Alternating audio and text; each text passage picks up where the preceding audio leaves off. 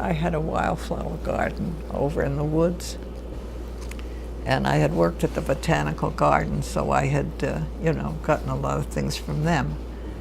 And it was going to be devastated, and I said, well, look, come and get things because they're only going to plow it down. And so she did, and she said, but you've got so much. She's going to bring a friend. I said, bring everybody you want.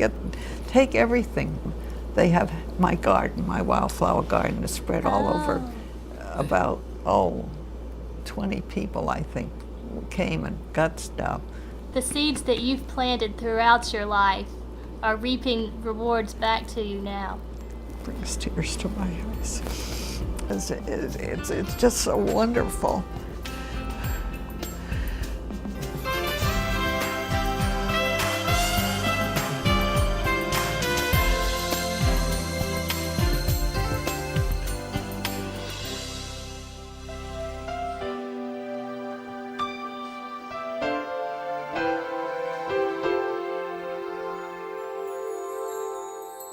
The purpose of occupational therapy with older adults is to enable them to successfully engage in meaningful occupations so they can fully participate in life.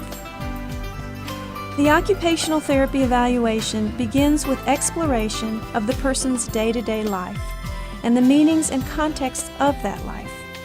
Roles, habits, and routines are important patterns that shape lifestyle. Losses, as well as changes in health and environments, can disrupt occupational patterns, putting older adults at risk for debilitation, depression, falls, and disability. My name is Allison. I'm the occupational therapist here, and my focus with occupational therapy is on the everyday occupations that give you pleasure and help you engage in your daily routine. So what I'd like to do today is talk to you a little bit about the things that you enjoy in your life and the things that are important to you, the things that are challenging, and try to figure out some ways that I might be able to help you. Oh, that's great. Okay. The first thing that I would like to ask you is just a little bit about your life history. Tell me a little bit about where you came from, what kinds of things you enjoy, what you value. Well, I came from a family of 5 children, and we were all very close because I was about 4 and a half, my brother was 2, my mother had twins, so we were very, very close, and we stayed that way for most of our lives, and I've lost them all, and now I'm the last one that's left. I always wanted to be a nurse from the time the twins were born, and we had a nurse come to the home and help my mother. And she taught me how to help with the twins. Now, I was only 4 and a half, but I did lots of things. I never played dolls. I played real babies.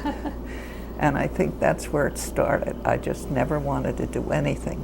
And my father thought that nursing was not for women. He didn't think that was good at all. But I never gave up the idea, and I finally did. And I went in training, and I conquered it in the big setting. I like to do crafts of any kind, and I've done a lot of it. And I made jewelry, and I made all kinds of Christmas. I was Christmas all year, and everything. A lot of it was tiny little trees like this, and I made the little ornaments that went on them and that kind of thing. I like to sew, knit, do things like that, handwork like that. And I can still knit. I've always knit. Since I was 7 years old, I've knit. The OT learns what occupations are vital to the person's identity and well-being, and also the activities that are problematic. The occupational therapist observes the person doing important activities to analyze sources of problems with those activities. This observation serves as a basis for targeted evaluation of impairments such as low vision, weakness, or memory loss. The OT explores environmental factors that limit or enhance performance or safety as well. The occupational therapist collaborates with the person, family, and caregivers to set goals and plan interventions to improve occupational performance and safety for the ultimate goal of satisfying participation in life for the older adult. Well, I had been in the hospital in cardiac acute care for over a week, and they sent me home to the health center. And almost immediately, this girl came in and she put a belt around me, held on to me, and ran me up and down the hall, and I could hardly stand up, and it was just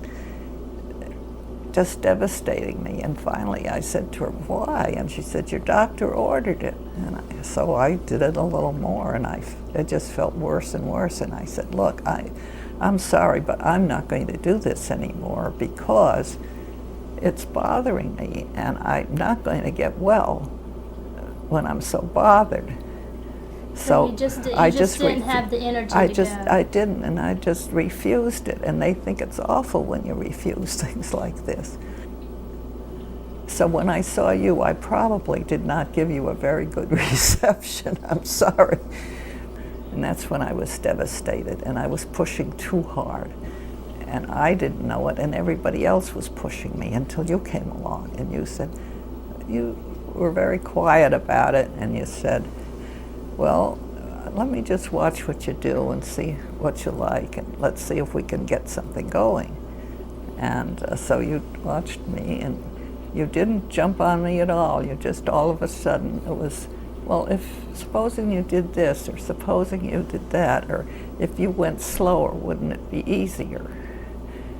And gradually, I'm a very stubborn person, you gradually showed me that I wasn't going slowly at all. You showed me just a different way of, of living. Really, I mean, I've told more people this, and I'll tell everybody, because it was your whole approach and your whole attitude. I mean, it was so quiet and so easygoing, I couldn't resist it, I guess.